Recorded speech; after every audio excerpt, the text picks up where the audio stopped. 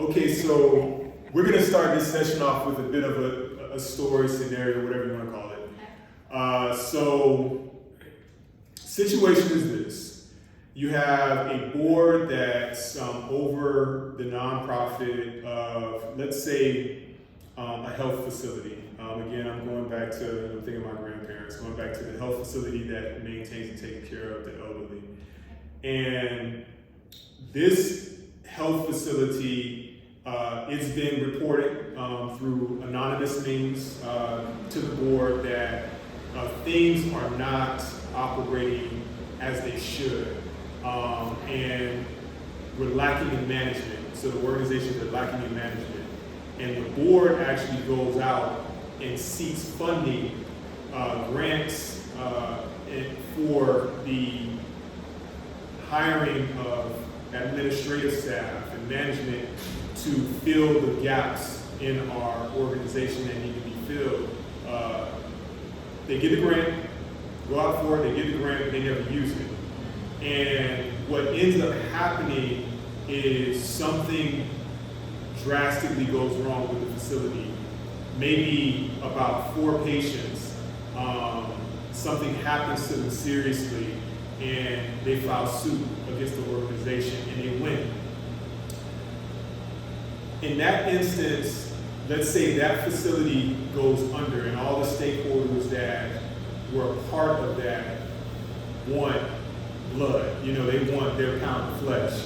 And the folks that they're looking to are the board. And they're saying, hey board, did you know about this? Did you know what was going on and why these issues came to be? And the board, because of their fiduciary duty, they did have and did understand what went on. And we know they understood what went on because they went out and they sought grants and loans and different financial resources to fill the gaps. Never did it though.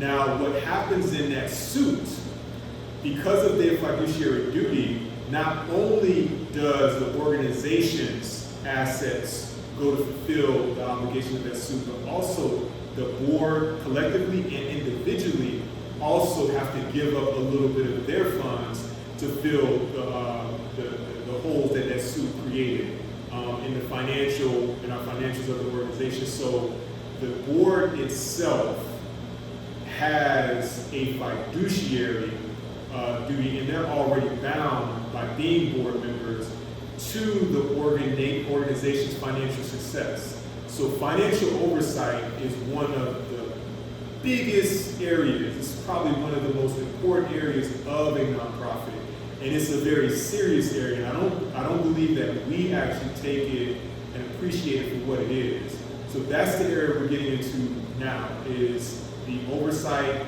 of the financial realm of the nonprofit. So financial oversight is what we're getting into now, and the board's responsibility when it comes to financial oversight. I wanted to share that story because I wanted the audience to understand that the ED is important, executive director is important, but their obligation is limited.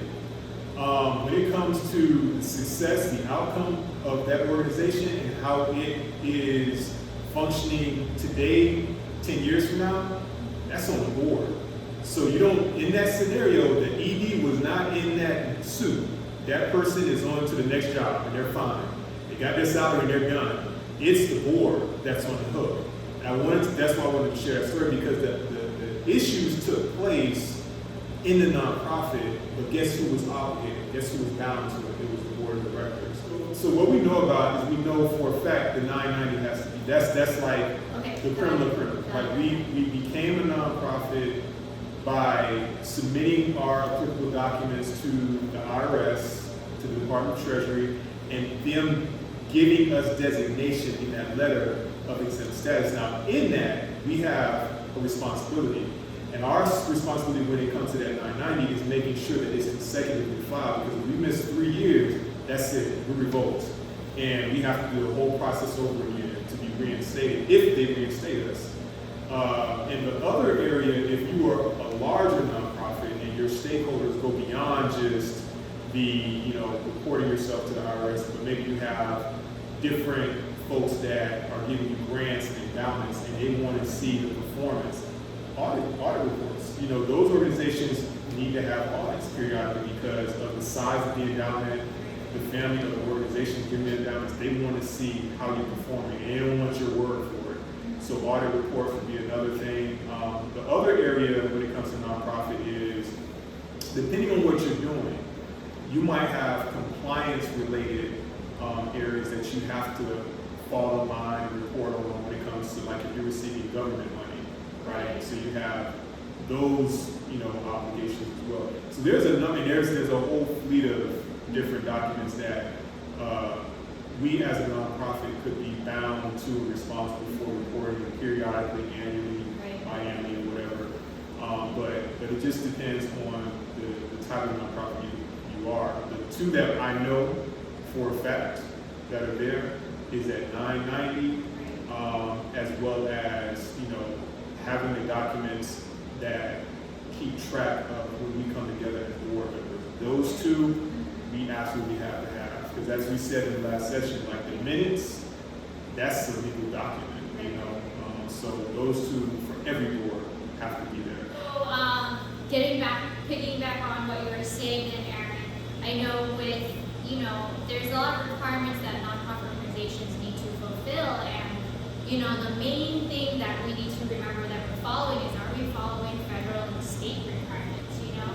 And it goes back to what we said in the previous session. One of the important documents that I've noticed that we always have to go back to is the organization's tax filing, so the Form 990. I know you said, Richard, the first thing on there is the mission. That's one of also the main things. And speak to the 990, you know, that is a form you file to the IRS. I've noticed, you know, a lot of boards to kind of cover, you know, how to prevent too much, you know, oversight and missing out on certain things like that. I've noticed a lot of nonprofits try to cater their operations, their bylaws, and their procedures and everything to make sure that they're able to catch all these things to be able to report it on the 990, you know, so they don't have to think, wait, I missed something, you know. So like other things with the 990, like Richard and Aaron was talking to, right? Really, everything's on there, and it's publicly available after you file it, right? I would say you mentioned a best practice. A best practice would be for a board to use the 990 to push themselves forward when it comes to financial management. And a lot of boards, I'm gonna go out on a limb and saying they're not doing that. Richard, how are a lot of boards actually managing their financial oversight? How are they doing that? And why is it not the right way? It's not the right way. How are we doing it wrong? Why is it not the right way? Okay, so you're right. Most nonprofit organizations are not managing the financial reporting very well. And it's a lot of it comes down to not having the expertise on the board, as we mentioned in a previous segment, that their treasurer is a musician. So, you know, that type of thing. Yeah. So, again, the important thing is get somebody with financial expertise to be on the board, to understand some of this stuff. But too often, organizations use the Form 990 as a, man, I have to do this, but it's not very much fun. Right. But, as Aaron said, it's a really important document. It can help you in a lot of ways. It can give you a lot of information about your own organization. So take it seriously and spend time looking at the entire 990 book. It's really important. So, Jennifer, on that, how much training, well, I shouldn't even say training, but how much experience do you think each and every board member needs to have surrounding their financial understanding of this nonprofit? Do you think every board member should have an understanding of the finances of the nonprofit, or don't you? I think they should have a good understanding and the expertise of their portion that contributes to the 990. They don't, I mean, to me, I kind of heard that question as, no, they do not all need to be accountants to understand this tax form. But with that said, they should kind of know, like, okay, this is a tax form that we have to report to the IRS. To reiterate what you said earlier, if they don't file this tax form more than, let's say they're doing it for 3 years, you lose your nonprofit organization status, and then you're going to have to work even harder to get that back. And so with that said, each board member, and I know this is also, I don't know if that was in this session or I believe the previous, all the board members' names are even listed as a portion on that form. Absolutely. So with that said, you would think, okay, this board member should kind of, understand a bit at least what's on the tax form. Yeah. They don't necessarily need to know every little bit and piece that made each number, but they need to know how did they kind of contribute to that because your hours are on there as well. Yeah. Although I kind of disagree. Yeah. If my personal financial assets are at stake, and I could lose a portion of that because the 990 wasn't properly filled out, I think I would be pretty damn sure I know what's in that 990 because it's my money that is at risk here. Not just the organizations, it's my own personal funds. And if I know my personal funds can be attacked, I'm going to make sure that every document that comes out of that organization is proper, as far as my ability takes me to do that. Yeah. So that actually gets me back into like the duty of care, because the duty of care says you have to come together, you have to meet, you have to discuss these different issues.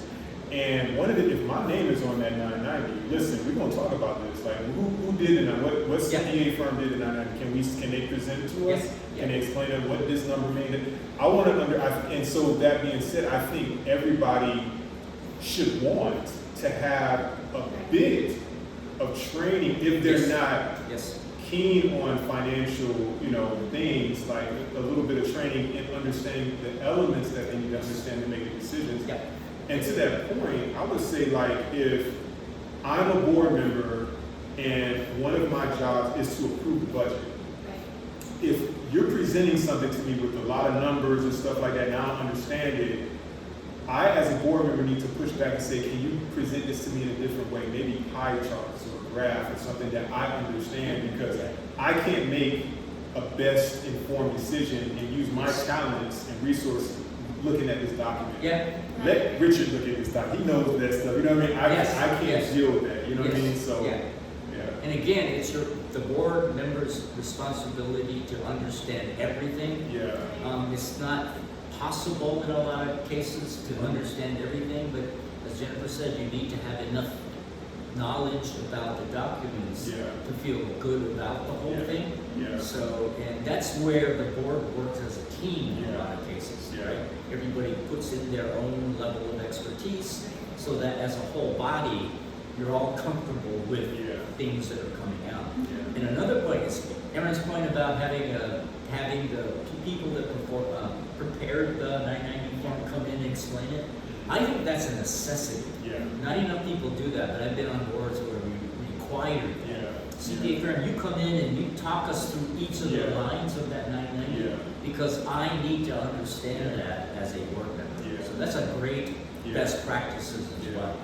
Because I think what you can get lost in is Richard may be the only one on the board that knows about financial matters, and it may not be purposeful or intentional, but he may be the one that makes the financial decisions, even though the whole board is voting on it. They really don't know. Like again, if we're given a detailed financial statement, nobody on the board knows, really what this finance is. Just a lot of numbers to them. Richard's the only one that knows about these numbers. He understands the financial portion of the organization. Everybody else understands the mission. They understand. So they have their own value that they can input, but it becomes Richard's value that actually is being, put on the organization when it comes to the financial oversight. And that's not because the other folks are, he's being egregious. It's just, they're just not competent on the information that they're seeing. And I think it's important to, as a board member, to raise your hand, like say, listen, and it's okay. Like, I don't understand this. Like, can we see it in a form that I can understand it? And that's not speaking against the folks that put them together. It's not speaking against anybody. It's just saying, I need to understand this so I can make an informed decision with Richard, not just having him and putting all the load on his back. Because what he says, if he says it wrong, we all have to pay. We all will be liable. So That raises another good point. I think it's up the responsibility of the treasurer to make sure all the other board members understand the form. It shouldn't be placed all on one person to understand what's going on, because as you indicated, everybody on the board's liable, even if they don't know anything about it, and they admit they don't know anything about financial stuff, they're still liable. So it's up to the treasurer, and it's his responsibility to at least give the board members a fairly good idea about what all the different things are in that thing. And whether you have to do pie charts and all that kind of stuff as you indicated, he's going to have to explain it so they understand. That's important too. True, because I know like sometimes in board meetings, we're all familiar with getting like financial statements, right? But that doesn't not necessarily directly translate to what it shows on the 990, because sometimes the 990 summarizes those amounts.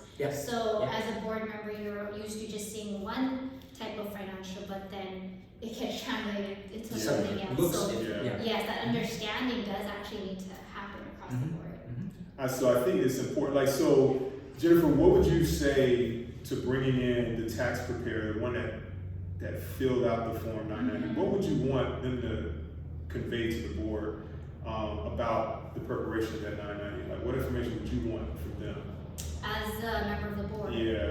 I mean, I think before we even bring them in, I would need to see the form to kind of say, okay, do I know where these numbers come from or not? Am I, trying my best to at least be like, okay, this equals that, got that? Because when you do that as a board member, then you can have better quality questions when you do have that tax preparer come in, and you can say, okay, I kind of understand where you're getting like my revenues and expenses, but maybe this number doesn't match what happened here. And I think, but of course that's me, it's with an accounting background, I guess. But other than that, I think even to like somebody without an accounting background, they should be able to be like, okay, wait, how come our fundraising amount is this much? I'm used to, like, say I'm a fundraising person, why is my number this, but actually I have this? And that kind of disconnect can sometimes happen, and you have to be able to see the whole form and, understand the certain parts where they're coming from, so that you can have that quality conversation with the tax preparer. Because you can't just go in blindly and say, okay, just tell me the whole form, because it's a long tax form. Nobody really, I would say you would only hear from a tax preparer say, I like taxes, but even then, like not everybody's going to be like, oh, I would love to hear about this tax form in ABC and why the IRS wants X, Y, Z, like. I would. See, well, what is your background? Key point.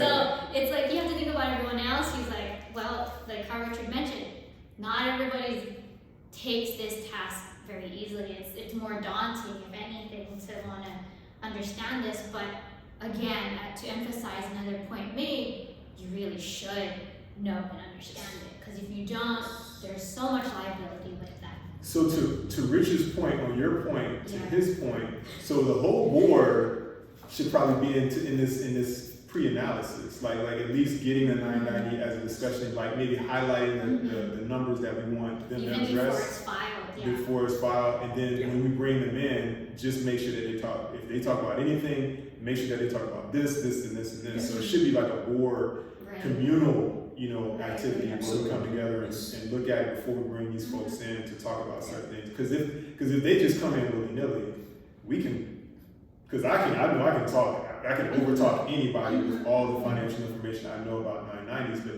that might not be necessarily what they want to understand. Right. So that makes sense. That's good. That's a good one. That's good. So. Because what the tax preparer is ready to share isn't necessarily what the board member might want to know. Right. So it's better to direct those questions. So you can understand. And we're paying that person too to be there. I was going to say, those are all billable hours. He's not like T-SOA who does it for free. They charge this guy. Don't listen to that.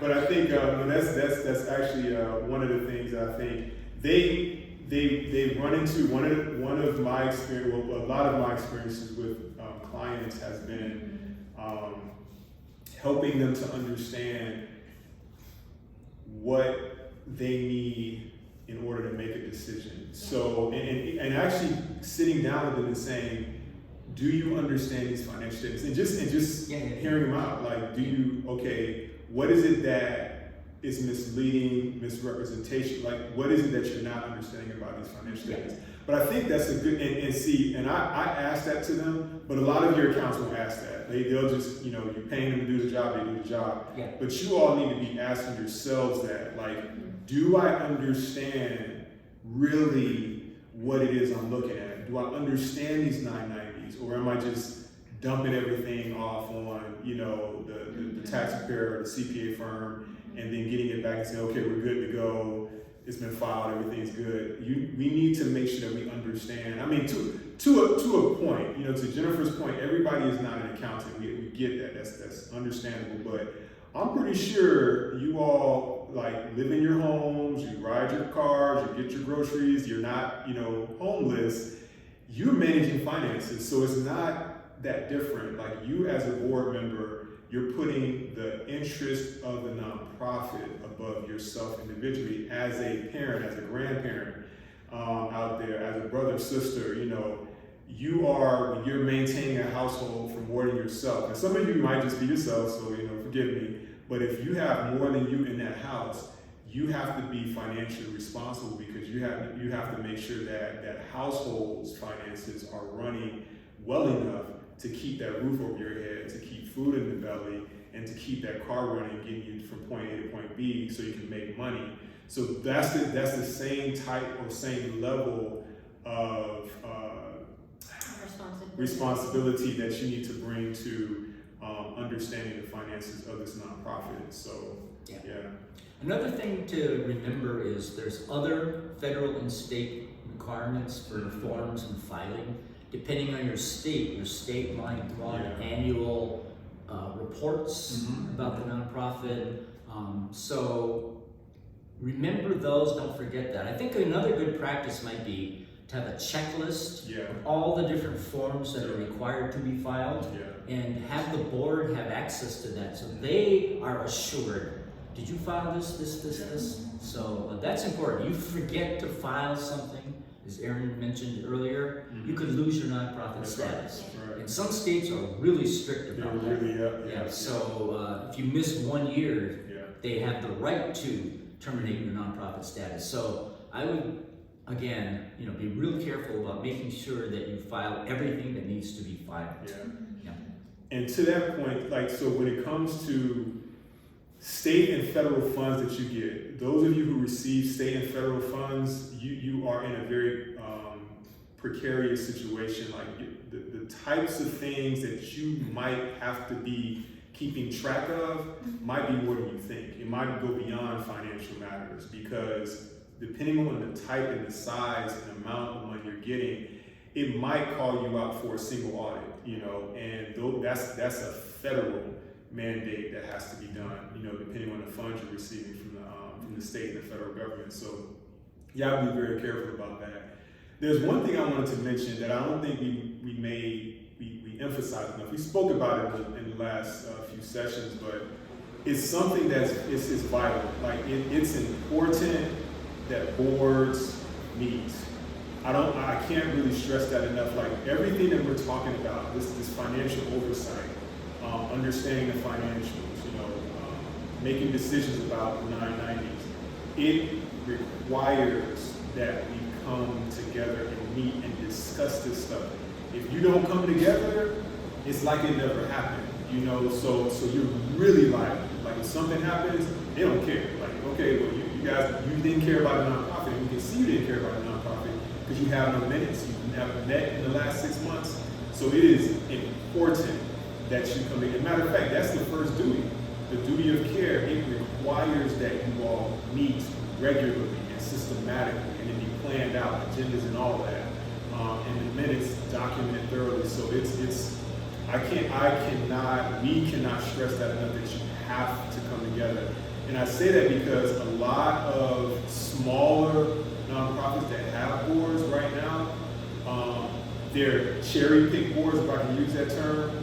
They're picked by the president or the ED of the board itself, and they don't even call each other. I mean, it might be family members and what have you. They don't, and they're responsible. They have now, in some cases, so the fiduciary duty, and this is something that I saw, and Richard and Jennifer can help me out on this as well. But the fiduciary duty initially is to, the nonprofit itself.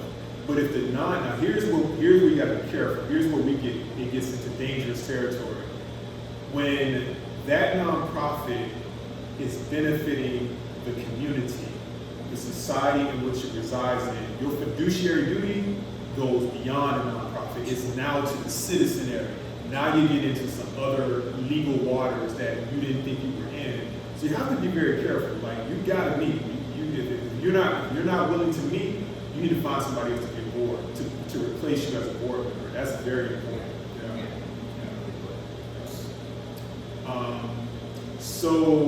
Well, speaking of grants, if we could, as Aaron mentioned, you may get federal grants or even state grants or community foundation type grants. One of the really important things to do is to make sure you keep track really carefully of the money that you're receiving from grants, because many grantors have very strict requirements about how the money can be spent, the timing of those expenditures. So you have to keep track, almost having a separate set of books for grants that you get. So that's one of our passions, actually. Aaron and I both, is grant accounting. How to properly keep track of grants that you get and document it in such a way so that the grantor, giving you the money, are satisfied, they're doing it the right way, the way we want it to be done. So that's really important. If you get any kind of grants, even for like donations, a lot of times donations are restricted in what they can be used for. You have to be able to document that very well so that whoever's giving you the money is satisfied that you're doing the right thing with the funds. So, and speaking to that point, because of that, the standards have recently changed in the past few years. The powers that be wanted to make it easier for a donor to determine if their funds are being used for what its intended purposes. So we used to have categories where if somebody, grants money, donates, gives endowments, it used to be unrestricted, temporarily restricted, and permanently restricted. Right now, there are two areas. There's donations with restrictions and donations without restrictions. So if you are an endower, you are a grantor, and you know that your fund should have gone into that donations with restrictions, and the nonprofit has it in another bucket and is using it in that other bucket, you can lose your nonprofit status. They can take that whole nonprofit can be wiped out of that community. So you have to be very careful. In these days, they've changed those rules just to make it easier for a donor, which, I mean, if I'm donating $1 million, if my family's donating $2 million, I want to know if you use my money like I want you to use it for. I want it to go for, the high school students and middle school students, and you're using it, for elementary school kids. I didn't give it to you for that. I want to know that you're using it for its intended purposes. And if you're not, there's legal ramifications involved. So. And to add to grants, I know with some federal funding, they even want you to keep your books for the next 5 years, even after you've completely spent it. Because they, at any time, they can come back to you and audit, right? So you have to think about that as well. Yes. And there are mechanisms for helping you keep track of all this grant accounting, software, QuickBooks. There's all kinds of. You don't have to necessarily try to manually do it yourself. There's a lot of, like I said, software that does that. Your local CPA can help you identify those. Some organizations even bring on a grant specialist. Just to manage the grant. Yes. And speaking to that point, if you don't have how important that is, and that can't be understated. If you know you're getting an amount of funding that is, let's say, astronomical to what you've been receiving, you need to make sure that part of your budget is being spent on either cultivating a CPA firm or cultivating a really good bookkeeper to manage that and account for the activity of those funds. Now, for our clients, when it comes to certain grants, certain endowments, they have their own line item. So we know the funds being received, we know how the funds are being used just for that grant or just for that endowment. So it's that important. Like, so if definitely, you know, I agree with Richard, if you're keeping track of certain funds yourself and you don't have that background and it's on ledgers, you need to stop right now and go out and find someone who does know how to, who has experience in doing this. Doesn't have to be a CPA, but it has to be a darn good bookkeeper, you know, that can manage it in the right way. You know, in some cases, it can't be Excel, it can't be Word, it can't be your ledger. It has to be an accounting software system. You know, you think of QuickBooks, you think of Xero, you think of Wave. It has to be an accounting software system that manages a lot of these things, because a lot of those systems can account for things that are important not only to your organization for making decisions budgetary-wise, but are important to your filing of your 990 and filing of your compliance documents with the powers that be. So it's important that you find that expertise depending on the amount of money that you're getting. If you're getting a sizable amount of money and you're still keeping ledgers, shame on you, you know? So, yeah. Grants can be in a conversation all its own too. Oh, yeah, indeed, yes, definitely.